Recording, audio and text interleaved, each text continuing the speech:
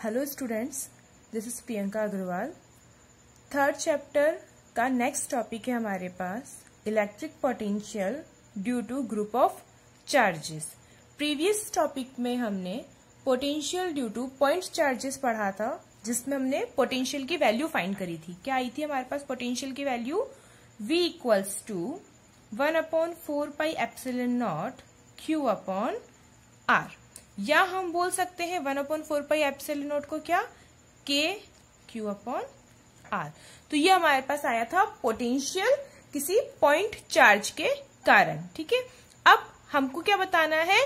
Potential due to group of charges, जब बहुत सारे आवेश हो। तो देखिए क्या होता है, हमने P एक पॉइंट लिया है, इससे R1 डिस्टेंस पर हमारा चार्ज है Q1, R2 डिस्टेंस पर चार्ज है Q2, R3 डिस्टेंस पे चार्ज है Q3, और सिमिलरली सपोज हमने क्या है कि Rn डिस्टेंस पे कोई चार्ज है Qn। अब अगर हमें टोटल पोटेंशियल फाइंड करना है, तो हमें पता है the total electric potential at point P will be the algebraic sum of potential due to difference charges। या हम बोल सकते हैं कि हमारा जो आवेश होता है यहाँ पर, उसका सम क्या होगा? बीजगणितीय होता है। अच्छा, अब पोटेंशियल जो होता है विभव, वो भी क्या होती है? एक अदिश राशि होती है, और अगर अदिश राशि है तो इसका सम भी हमारे पास क्या होगा? बीजगणितीय एल्जेब्रिकली। तो V इक्वल्स टू क्या आ जाएगा हमारे पास? V1 plus V2 plus V3 से Vn। हमने V1, V2 एंड V3 की वैल्यूज पुट कर दी है, बिल्कुल सेम है जो हम सुपरपोजिशन प्रिंसिपल में भी अप्लाई करते थे। क्या कॉमन निकलेगा हमारे पास? K क्या निकल गया है? कॉमन रहेगा क्या? Q1 R1 plus Q2 R2 से Qn Rn, और लास्ट में क्या आ जाएगा? V equals to K summation I equals to 1 to N Qi Ri, जहां हम I की वैल्यू 1 से N 1 to N के बीच में कोई भी ले सकते हैं। तो ये हमारे पास ग्रुप ऑफ चार्जेस के लिए क्या आ गया है? पोटेंशियल आ गया है। नेक्स्ट टॉपिक आता है हमारे पास electric dipole due to electric potential due to electric dipole. हमें इलेक्ट्रिक पोटेंशियल फाइंड करना है किसके लिए? इलेक्ट्रिक डायपोल के लिए। तो विद्युत द्विध्रुव के कारण विद्युत विभव, इसमें हमारे पास अगर इलेक्ट्रिक डायपोल की बात आती है तो सबसे पहले हम क्या ड्रॉ करेंगे? एक डायपोल। तो देखिए सपोज यहां हमारे पास में कोई पॉइंट है A और यहां एक पॉइंट है B। ठीक है, अब क्या होगा? इस A पर हमारे पास चार्ज हो जाएगा -Q और B पर हमारा चार्ज हो जाएगा +Q। ये हमारा हो जाएगा कोई भी सेंटर ऑफ पॉइंट, और A और B के बीच की जो डिस्टेंस है वो हो जाएगी 2a। यही अरेंजमेंट हमारी क्या कहलाती है? Electric dipole. ओके, तो इलेक्ट्रिक डायपोल बन गया है। अब हमें इलेक्ट्रिक पोटेंशियल फाइंड करना है। ठीक है, तो इलेक्ट्रिक पोटेंशियल फाइंड करने के लिए हम लोग क्या करेंगे? एक जर्नल पॉइंट ले लेंगे। सपोज हमने यहाँ पर एक जर्नल पॉइंट लिया है P। इस P पॉइंट पर हमको क्या फाइंड करनी है? पोटेंशियल फाइंड करना है। O से हमने P के बीच की डिस्टेंस ली है R। O से P के बीच की डिस्टेंस कितनी है हमारी? R, और जो एंगल बन रहा है वो एंगल है हमारे पास में थीटा। अब हम लोग क्या करेंगे?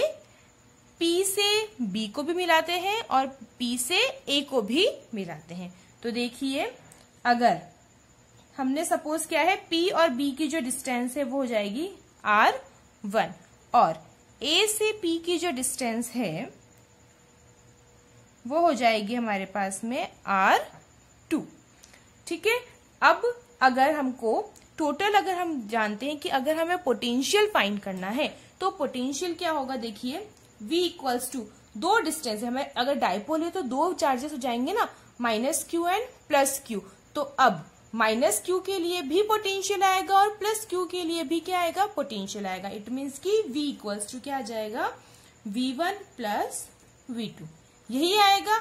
ओके, और अगर हम वैल्यू पुट करते हैं तो हम लिख सकते हैं 1/4πε0 Q upon R1 square plus 1/4πε0 Q upon R2 square. ये हमारा आ जाएगा टोटल V की वैल्यू। ओके, नेक्स्ट अगर हम लोग देखें तो V इक्वल्स टू क्या आ जाएगा हमारे पास में? Q अपॉन 4πε0, तो क्या आ जाएगा? कॉमन, अंदर क्या रह जाएगा? 1/R1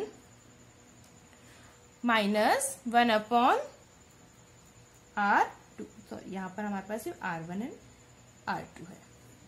ठीक है, तो हमारे पास क्या रह जाएगा 1/R1 माइनस 1/R2। अब हमें R1 और R2 की वैल्यू फाइंड करनी है। हमें R1 और R2 की वैल्यू नहीं पता है, तो हमको क्या करना पड़ेगा, कैलकुलेट करना पड़ेगा। कैलकुलेट करने के लिए हम लोग क्या करेंगे, देखिए ध्यान से समझना। हमने जो ये हमारा पॉइंट था B, है ना, इस वाले हमने सेंटर वाले पॉइंट को तो O नाम दिया ही था। इस B पॉइंट से एक हमने यहाँ पर पॉइंट लिया है C। क्या लिया है, C पॉइंट लिया है। इट मीन्स हमने एक ट्राइंगल ले लिया है, BOC ट्राइंगल ले लिया है। ठीक है, अगर BOC ट्राइंगल लिया है, हमें पता है कि इसके अगर A और B की डिस्टेंस पूरी है 2A, तो O और B की डिस्टेंस कितनी हो जाएगी A। यहाँ पर भी डिस्टेंस कितनी हो जाएगी A।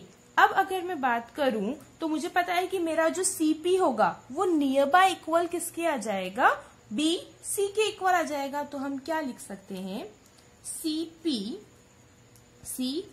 Is near by equals to BC।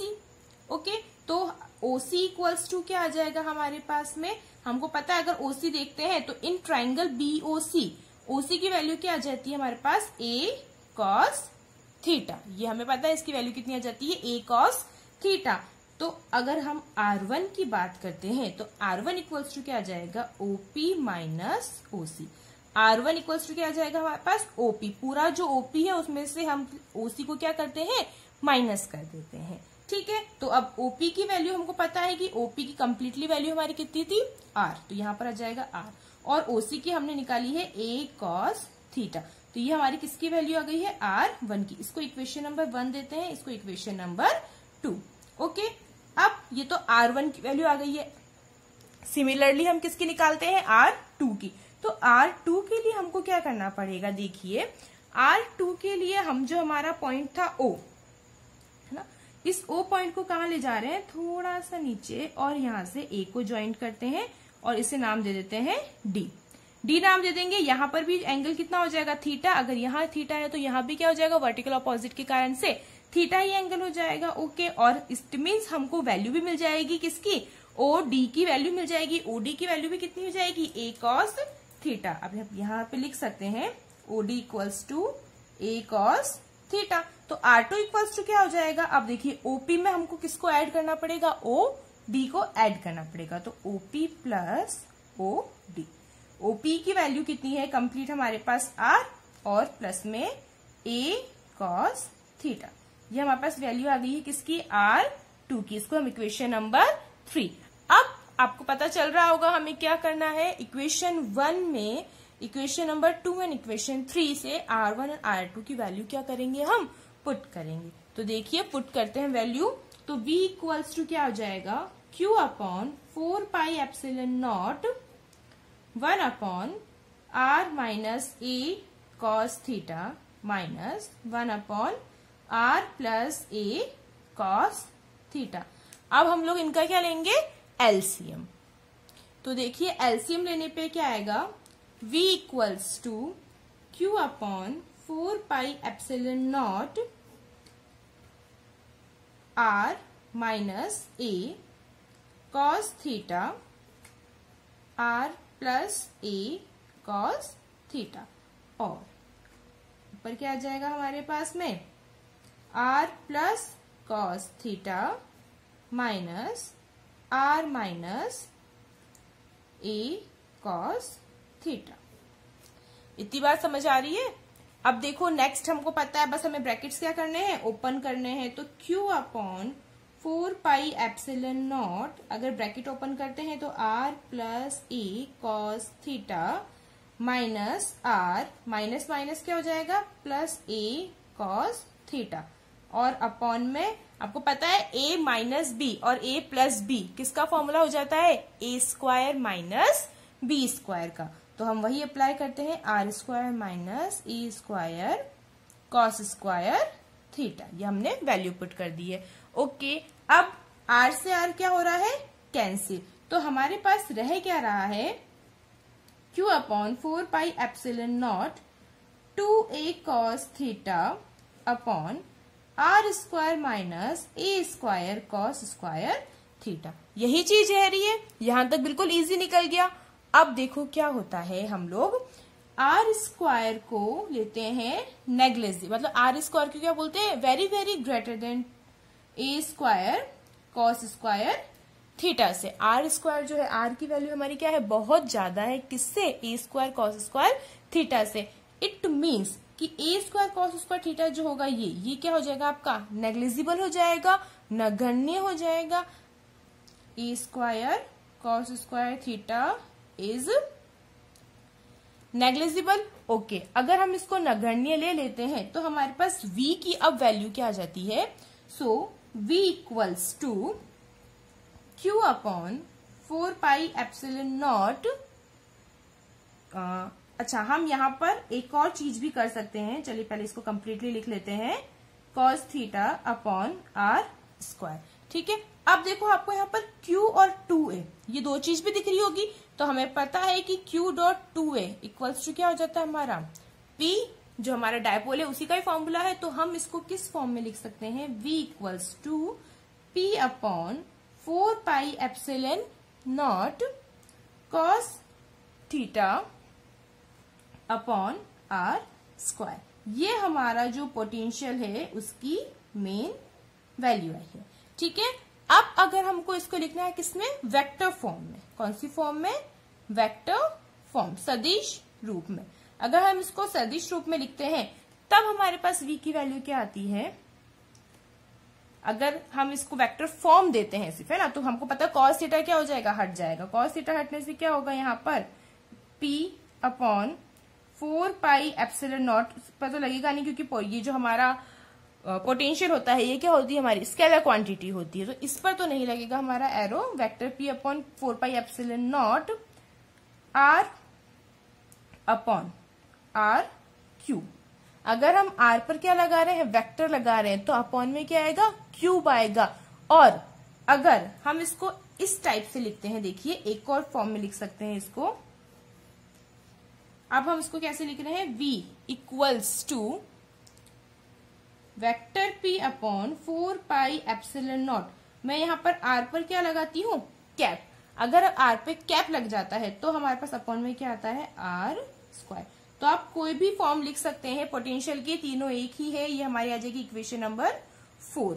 ठीक है, वेक्टर फॉर्म में अगर हम इसको करते हैं, मतलब कॉस थीटा की जगह हम लोग अगर वैल्यूज रखते हैं तो क्या आ जाएगा, या तो हम वेक्टर r लिख सकते हैं या हम r कैप लिख सकते हैं। ठीक है, तो अब इससे हमको रिजल्ट क्या पता चल रहा है वो देखिए।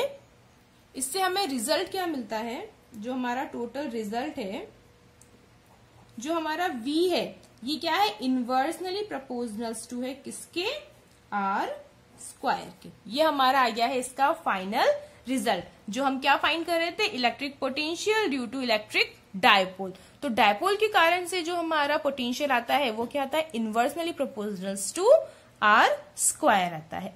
अब देखिए यहाँ पर दो कंडीशंस हैं।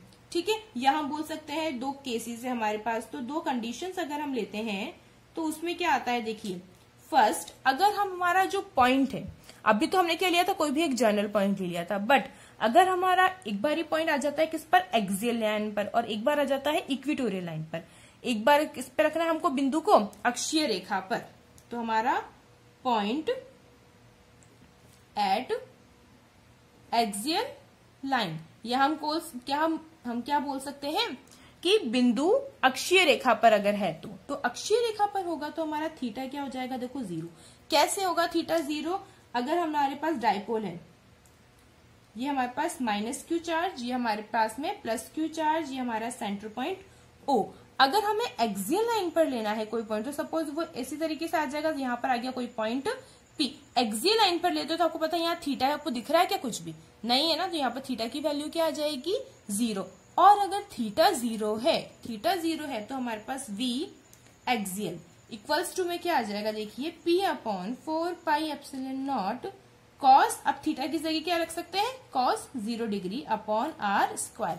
कॉस 0 डिग्री की जो वैल्यू होती है क्या होती है, 1। इट मीन्स कि v एक्सियल हमारे पास क्या आ जाएगा, p upon 4 pi epsilon not और r स्क्वायर। ये किस पर आ जाएगा, जब हमारा बिंदु किस पर है, अक्षीय रेखा पर है। एक और केस ले लेते हैं, सेकंड वाला केस, जिसमें हमारा पॉइंट किस पे आ जाएगा, नॉर्मल आ जाएगा, या हम बोल सकते हैं इक्वेटोरियल लाइन पर आ जाएगा। ओके, अगर इक्वेटोरियल लाइन पर आता है या हम बोल सकते हैं कि व्हेन पॉइंट इज नॉर्मल।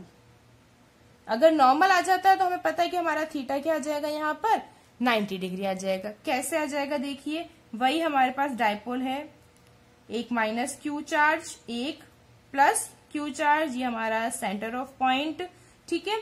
और अब अगर हमको पॉइंट लेना है कौन सा, नॉर्मल लेना है, तो हमने यहाँ पर कोई एक पॉइंट लेना है P, और इस पर हमको क्या फाइंड करना है, पोटेंशियल फाइंड करना है। तो P पर फाइंड करने के लिए आपको पता चल रहा होगा कि यहाँ पर हमारी थीटा की वैल्यू क्या जाएगी, 90 डिग्री जाएगी। ओके, अगर 90 डिग्री हमारी थीटा की वैल्यू जाती है तो cos 90 डिग्री क्या होता है, 0 होता है। तो हम डायरेक्ट लिख सकते हैं कि V इक्वेटोरियल के लिए जो है हमारे पास क्या आ जाएगा, P अपॉन, सॉरी कुछ भी अगर हम लिखते हैं यहाँ पर P upon 4 pi epsilon not cos 90 degree upon r square. और cos 90 की वैल्यू कितनी होती है, 0। तो इट मीन्स कि V इक्वेटोरियल कितना आ जाएगा हमारे पास में, 0 आ जाएगा। तो आया समझ में आपको, ये हमने पूरा डेरिवेशन किसका किया है, इलेक्ट्रिक डायपोल पर हमको क्या फाइंड करना है, या इलेक्ट्रिक डायपोल के कारण हमें क्या फाइंड करना है, इलेक्ट्रिक पोटेंशियल फाइंड करना है।